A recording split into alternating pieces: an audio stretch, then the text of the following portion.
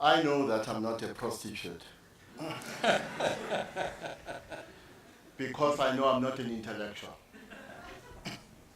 That's my response to that.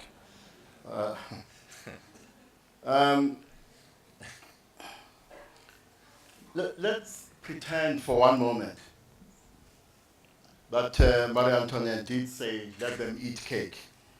There's no historical evidence that she did, but let's pretend that she did. If Marie Antoinette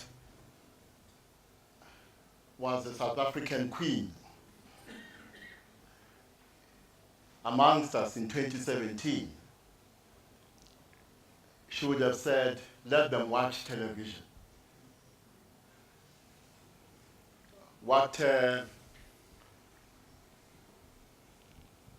one rapper, not hip-hop artist, rapper,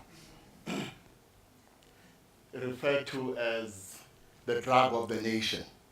There's a song called Television, the Drug of the Nation. And the point I'm making here is that institutions in society, particularly those that are engaged in representative discourses,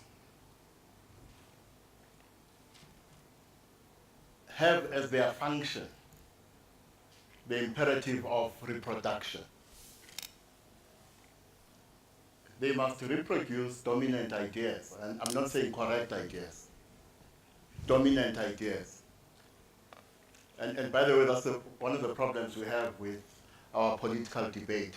It's a debate that reproduces dominant ideas, which are not necessarily correct ideas. But the reproduction of dominant ideas is a means towards another end, which is the reproduction of particular relations in society, with the aim of making sure that those relations remain dominant. So the imperative is the reproduction of, let's say, class relations, certain gender relations, cultural relations, heteronormativity, and so on. And in the academic space, that reproductive function then reduces us to nothing but parrots who regurgitate dominant ideas.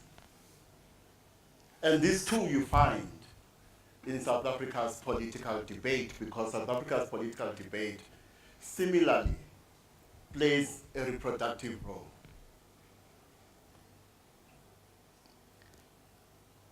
I want to go back to the question of gender. I did forget to say that we do acknowledge that women are powerful. As we've been acknowledging for the past 2 weeks, that Grace Mugabe is powerful. And what we're saying by acknowledging the power of Grace Mugabe is that Macbeth had no sense of agency. Macbeth had no ambitions for power. Macbeth was simply a victim of 4 women, the 3 witches and Lady Macbeth. Similarly, Grace Mugabe is the Lady Macbeth of the Zimbabwean peace. Robert Mugabe has no sense of agency, no ambitions for power. He is a victim of the woman, Grace Mugabe. So when we do acknowledge the power of women, it is in that perverse way that we acknowledge the power of women. Ivor makes the point, correctly so, that political debate does not only take place in the media, but I think most of us interact with political debate through the media. And this media is both a medium and an instrument. Amongst other things, as I said, a reproductive instrument. Another thing it does is to help us pretend that South Africa is not a society afflicted by conflicting perspectives when it comes to what constitutes a civilized society. And I think this is the point Angela has been trying to make the whole night.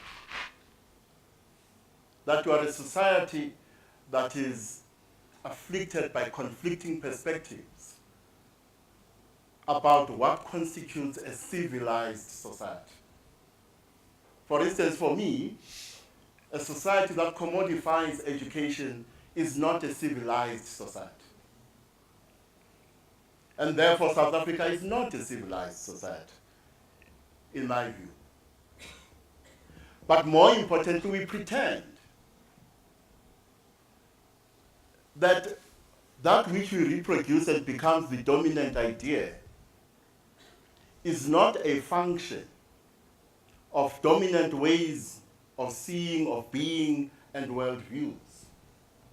And this too is reflected in the content of the political debate. It is those who have the dominant worldview, whose ways of seeing and being have become dominant, who also tend to dominate the reproductive function of how we see the world and therefore engage with political debate and politics in South Africa. Let me close with this. One of the reasons, or another reason why I've withdrawn from public debate in the media is because I'm afraid of saying what I really want to say. And the gentleman who spoke about spirituality has freed me to some extent.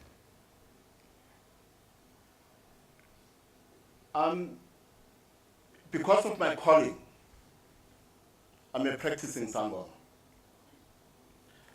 And that has changed the way I look at politics.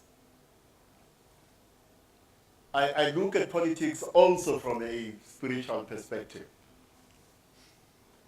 And it seems to me that one of the problems we have with our political debate is that we worship the intellect. Not intellectual content, we worship the intellect for its own sake.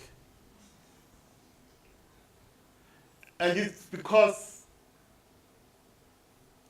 in many, if not all cases, we have become our minds. The mind is not an instrument, yes, a useful instrument, but we are not our minds.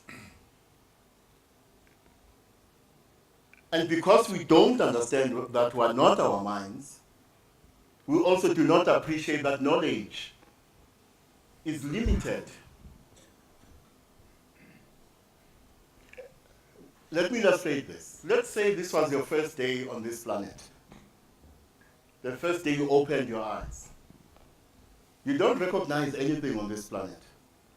But you see this four-legged thing, you approach it to explore it, you try to touch it, it bites you, you see something red coming out of your body, and you feel pain. What are you going to do tomorrow when you see the same four-legged creature? Will you approach it? Probably not. Why? Because you have knowledge of what happened yesterday.